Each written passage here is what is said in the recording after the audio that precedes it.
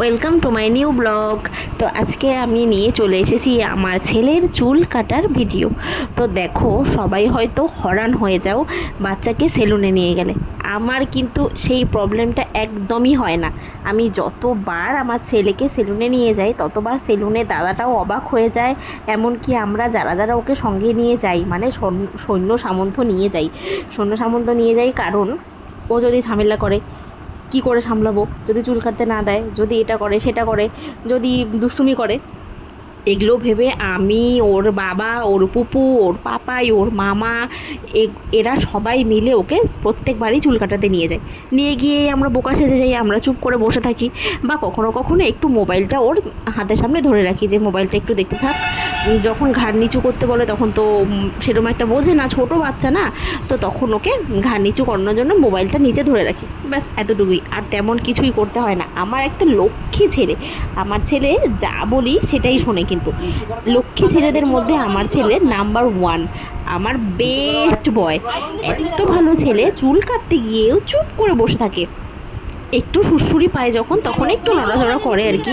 তো এই জন্যই আমি ছেলের চুল কাটার ভিডিওটাও তোমাদের সঙ্গে শেয়ার করলাম, কারণ তোমরা অনেকেই আমার ছেলেকে খুব ভালোবাসো, আর আমিও ভাবি যে হ্যাঁ, আমার ছেলেকে তোমরা খুব ভালোবাসো, তাই তোমাদের সঙ্গে আমার ছেলে যা যা কিছুই করি না কেন সব ভিডিও তোমাদের সঙ্গে শেয়ার করি, যাতে তোমরাও দেখেও আনন্দ পাও। তো দেখো কি সুন্দর লক্ষ্মী ছেলের মতন বসে আছে। আমি, ওর পুপু আর ওর বাবা তিনজনে মিলে নিয়ে গেছিলাম। ওর বাবা যদিও সবসময় ছিল না, সবটুকু টাইম অল্প পরে এসেছিল, তাও ছেলেকে দেখে অবাক হয়ে গেছে যে বাহ, আমার ছেলে এত গুড বয়, এত সুন্দর করে বসে আছে। আর এত সুন্দর হেয়ার কাট করে দিয়েছিল দাদাটা, আমরা যেমন মোবাইলে দেখিয়েছিলাম ঠিক তেমনই হেয়ার কাট করে দিয়েছিল। আবার যদি খারাপ হেয়ার কাট হয় তাহলে ওর পুপু আছে, আমাকে তো মেরেই ফেলবে, সে তো আবার চুল কাটতেই দেবে না, তাও চুল কেটেছি। যদি আবার পছন্দ না হয় তার তো খুব ন্যাকামি ঝোকামি, তার ভাস্তার চুল যদি একটুও প্রবলেম হয় তাহলে সে আমাদেরকে মেরেই ফেলবে। এই জন্যে মোবাইল থেকে বেস্ট হেয়ার কাটগুলো বের করে দাদাটাকে দেখিয়েছিলাম। তারপর দাদা বলল তোমার ছেলে তো চুপ করে বসে থাকেই, তাহলে ওকে কাটা যাবে, কোনো প্রবলেম হবে না। এত সুন্দর হেয়ার কাটটা করেছিল, সবাই দেখে অবাক হয়ে গেছে। সবাই বলছিল মনে হয় কোনো বড় সেলুন থেকে চুল কেটেছি, কিন্তু না, আমাদের বাড়ির সামনেই গোপালদার সেলুন, যেটা সব গোপালদার সেলুন বললেই একদম সবাই চিনে যায়। এই বিখ্যাত সেলুন আমাদের পাড়ার, আমার বর মানে ছেলের বাবাও ওখানেই চুল কাটে। আরও অধিকাংশ বেশিরভাগ আমাদের পাড়ার আশেপাশের এদিক ওদিকে সবাই এই দাদার কাছে চুল কাটে, খুব ভালো চুল কাটে। আর দাদার ব্যবহারটা এত ভালো, এত মিষ্টি। আমার ছেলেকে তো বাবা ছাড়া কথা বলেই না, আর আমাদেরকে গেলে কত আদর করে, বসতে বলে, এটা সেটা, যাই হোক খুব ভালো দাদাটা।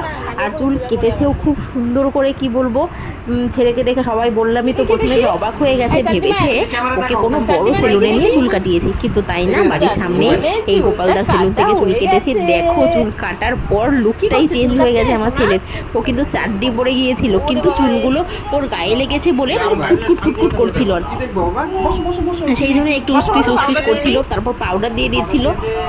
এই যে এখন আমার ছেলে বলবে কাটা কাটা লাগে, পাউডার দিতে দাও। তো যাই হোক, তোমরা আমার ভিডিওটা বকবকানি শুনে আর আমার ছেলের এত গুড বয় হয়ে বসে থাকা দেখেই তোমরা আমার ভিডিওটা এনজয় করো। ভিডিওটা কেমন লাগলো অবশ্যই জানিও, আর ছেলেকে চুল কাটার পর কেমন লেগেছে সেটাও তোমরা লাইক কমেন্ট করো, কিন্তু অবশ্যই করো।